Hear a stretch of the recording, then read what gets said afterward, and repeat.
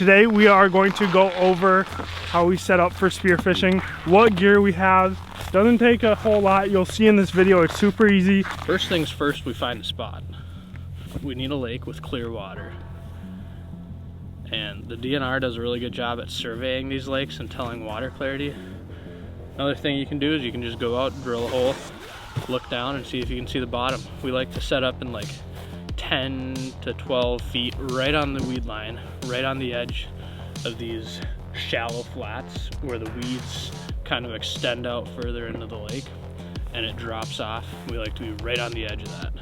So you don't need it, but we got a live scope that you can drop down, you can spin it around, you can look for those weed edges from a distance, and you can set up right where you want to be. So that's what we're gonna do right now.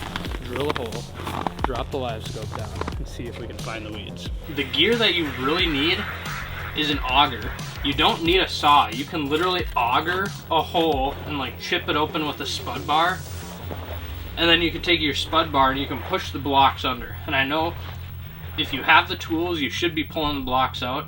But if you're just getting started, pushing the blocks under, you don't need the tongs. The tongs maybe cost you 30, 40, 50 bucks. Look on Facebook. I think I bought mine for like 10 bucks. Facebook Marketplace. Yes. So obviously you need a spear. These run anywhere from 50 bucks to hundreds of dollars, like 500, 600.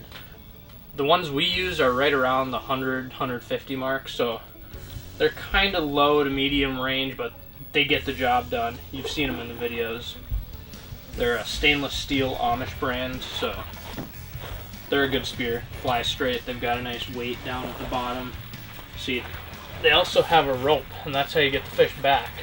And the rope attaches to the top, and then I don't have mine tied off yet, but then you just tie it to a chair or something, and obviously you need a house. Now we've actually got a portable house that is built for spearfishing. It's the Clam Stealth Spearfisher, I think it's called.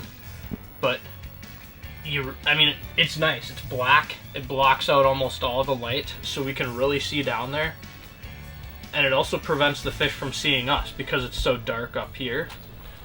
So it's kind of like sitting in a deer blind. But you can spear out of pretty much any house.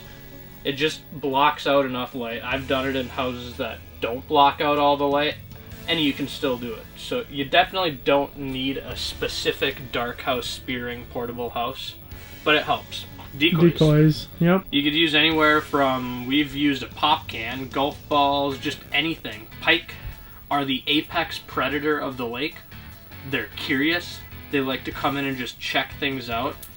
Obviously, decoys that replicate fish or frogs or some sort of animal that the pike would be going after are the best. So we've got anywhere from $20 decoys up to $100 decoys. And whatever you want to do. So I think that's all. Heater helps, snacks help, water helps, beverages help. As far as what you need, that's about it. An auger or some sort of way to get a hole, a spear, a house to block out the light, and some decoys. And you're good to go. As far as the rest of the stuff, you can figure out what you need as you go and work on acquiring it.